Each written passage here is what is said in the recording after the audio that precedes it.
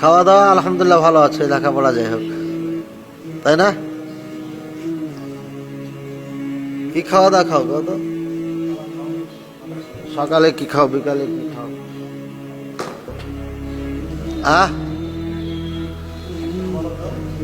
আচ্ছা, বলতে হবে না। আমি কি খাইতাম দেখো, আমি যে মাদ্রাসায় পড়েছি সে মাদ্রাসার ঘটনা বলি। সকালে পানি ভাত, পন্তা ভাত, পন্তা ভাত বুঝো? সকালে পন্তা ভাত খেতাম, শুকনো ডাউল দিত, ডাউল দিয়ে কখনো লবণ মরিচ পেঁয়াজের চাটনি, ঠিক আছে। আর মাছগুলো গরু গোস্ত সারা বছর খাই নাই, ঈদের দিন একবার খেয়েছি, দ্বিতীয়বার আর কোনোদিন খাই নাই, ঠিক আছে। দুপুরে এই ভাতটাকে বেঁধে দিত, এই পন্তা ভাতটাকে, পানি ভাতটা দুপুরে টিফিন কার বাটিতে বেঁধে দিত। এটা দুপুরে যখন খাওয়ার জন্য বসতাম, যখন নাড়া দিতাম লবণ দিয়ে, তখন এটা হালুয়া হয়ে যেত। অনেক চাউল সমস্যা আছে না, হালুয়া হয়ে যায়। কারণ ওই 91 সালে আপনার প্লাবিত হয় হাতিয়া, আর এই প্লাবিত হওয়ার কারণে ধানগুলো মরে যায়, মরা চাউল প্লাস অনেক দিন বৃষ্টিতে ভিজে থেকে এটা একটা পচন ধরার মতো। আর এমনি তো 20 দিন ওরা 20-25 দিন করে ডুবিয়ে রাখে এমনি ভালো দিনে, তো এগুলো গাছ টাছ বেড়ে হয় অনেক কিছু, এক কথায় চাউলগুলো সুবিধা ছিল না। তো নাড়া দিলে পরে হালুয়া হয়ে যেত। ওটা কি ছেঁকে ছেঁকে যা পারতাম খেতাম। এভাবে 1 বছর কাটিয়েছি। রাত্রে যাইতাম, আবার ওখানে বাসি ভাত খেতাম। বাসি ভাত বুঝো? দুপুরে পাক করে এসে খেয়েছে ওরা, ওটা রাত্রে থেকে গেছে। ওদের সিস্টেম ছিল যে দুপুরে পাক করবে খাবে, এটা রাত্রে ওই বাসি ভাতটা খাবে, ঠিক আছে। রাত্রে আবার পাক করবে, করার পরে এটাকে পানি দিয়ে রেখে দিয়ে পন্তা করবে, পান্তা ভাত, হানি ভাত, নোয়াখালীতে হানি ভাত বলে। এই হানি ভাত সকালে খেতাম, দুপুরে খেতাম, রাত্রে এসে বাসি ভাত খেতাম। 1 বছর এভাবে খেতে খেতে অবস্থা এমন হয়ে গেল যে বাড়িতে যখন আসলাম, আসার পরে হাফ কেজি দুধ খেয়েছি, তো লাড়ির সাথে অ্যাডজাস্ট হয়নি, পন্তা ভাত খেতে খেতে পন্তা হয়ে গেছে। পরে তো এই ডায়রিয়া শুরু হয়ে গেল। এরপরে আর কি খাবো, এমন দুর্বল হয়ে গেছিলাম যে এবার শুইলে পরে আর উঠতে পারতাম না, একদম ধরে উঠাইতো, কঠিন দুর্বল। 2-4 দিন বাড়িতে খাওয়ার পরে তরুতাজা হলাম। হ্যাঁ, মা তো যেতেই দিবেন না, রাহিমাহুল্লাহ, আল্লাহ যেন তাকে জান্নাত দান করেন।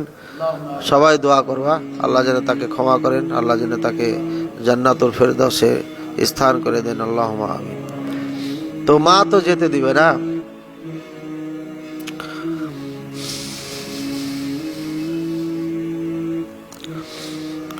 আল্লাহুম্মা গফির।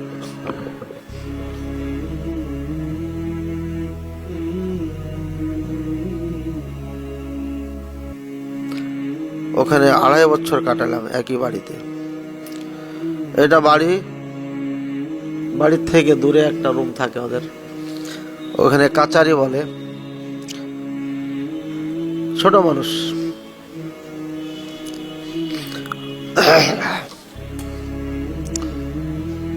আমরা দিন রাত জঙ্গল কিছুই বুঝি নেই।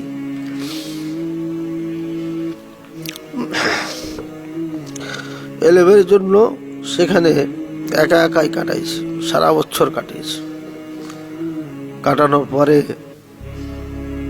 বছরে একবার বাড়িতে আসতাম। 17, 18, 19 তারিখে বা 20 তারিখে বাসায় পৌঁছতাম। 10 দিন বাড়িতে বা 15 দিন থাকতাম। তো এই 15 দিন কখনো কেতাব ছাড়া থাকিনি। যখন কিছুটা বাইরে বের হয়েছি, হয়তো আসরের পরে, বাড়ির সামনে স্কুল ফিল্ড আছে, সেখানে বসে থাকতাম, একা একা বসে থাকতাম। কোনো বন্ধু ছিল না, কাউকে বন্ধু বানাইতাম না, কারণ আমার সাথে বন্ধুদের অ্যাডজাস্ট সম্ভব না। আত্মীয় স্বজনের বাড়িতে তেমন যাতায়াত করতাম না। গেলেও পারে একদিন দেখা সাক্ষাৎ করে সালাম মুসাফা করে কাউরি বাড়ি খেয়েছি, কাউরি বাড়ি খাই নাই, চলে এসেছি। এই হাট অক্লান্ত পরিশ্রমের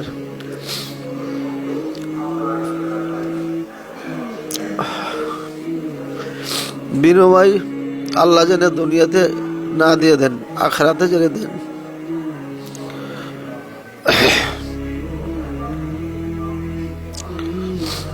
আল্লাহ তুমি রহমান রহিম, তুমি দয়া করো। দুনিয়াতে আল্লাহ তুমি দিও না, আখিরাতে দিও আল্লাহ সবকিছু। যেভাবে দুনিয়াতে থাকলে তুমি খুশি হবে সেভাবে রেখো, আর বাকি সব যাহা কিছু দিবেন আল্লাহ তুমি আখিরাতে দিও। আল্লাহ আল্লাহ তুমি জাহান্নামে কখনো দিও না, হিসাবের মুখামুখি করিও না। আল্লাহ আল্লাহ বিনা হিসাবে আমাদেরকে জান্নাত যাওয়া তৌফিক দান করো। ছাত্র ভাইরা, সত্যিকারই যদি তোমরা আলেম হতে চাও তাহলে অবশ্যই পরিশ্রম করতে হবে। টাকা পয়সা কারোর জন্য বাধা নাই, রেজেকের মালিক আল্লাহ। ওই সময় আমি অনেক অভাবী ছিলাম, টাকা পয়সা ছিল না। মায়ের থেকে বিদায় নিয়ে গেলাম, ওটাই শেষ বিদায় ছিল, আর দেখি নাই। আল্লাহ যেন তাকে জান্নাত দান করেন।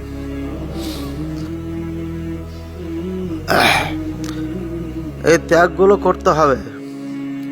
যদি মা বাপ না ছাড়তে পারো, দুনিয়ার সুখ শান্তি ছাড়তে না পারো, তাহলে আলেম হওয়া যাবে না। নবী মুহাম্মদ রাসূলুল্লাহ সাল্লাল্লাহু আলাইহি সাল্লাম আপনার 6 বছর বয়সী মা হারা হয়েছেন।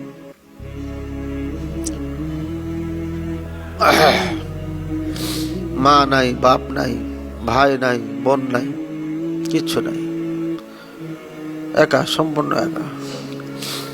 এখান থেকে শিক্ষা নিতে হবে আমাদের। আল্লাহ পাক রব্বুল আলামিন যেন আমাদের তৌফিক দান করেন। আল্লাহ যেন আমাদেরকে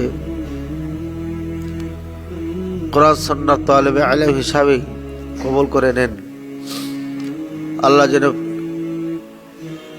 দুনিয়া আখিরাতে আলেমদের কাতারে রাখেন। মরণের পরে কিয়ামতের দিনও যেন আল্লাহ উলামায়ে রাব্বানী হাক্কানি, শুহাদা, সালিহিন, আম্বিয়াদের সাথে রাখেন। আল্লাহুম্মা আমিন।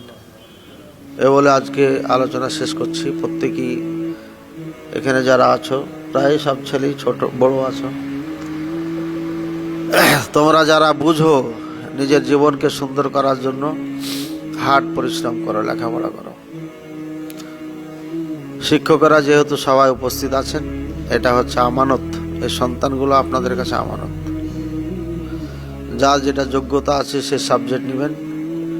যোগ্যতা না থাকলে বলবেন যে আমি এটা পারবো না, কারণ এটা আমানত। আমানতের খেয়ানত করলে কিয়ামতের দিন জবাবদিহি করতে হবে। আমি ছোট কেতাব পড়াবো, মানুষে কি বলবে, এই চিন্তা করে আমি ভালো বড় কেতাব নিলাম, গ্রামারের কেতাব, যেটা মূল আলেম হওয়ার জন্য মূল জিনিস, অস্ত্র, সেটা নিয়ে আমি যদি হক আদায় করতে না পারি, তাহলে এই বাচ্চাগুলো অভিযোগ করবে কিয়ামতের দিন। এই জন্য প্রত্যেকে দায়িত্বশীল হই।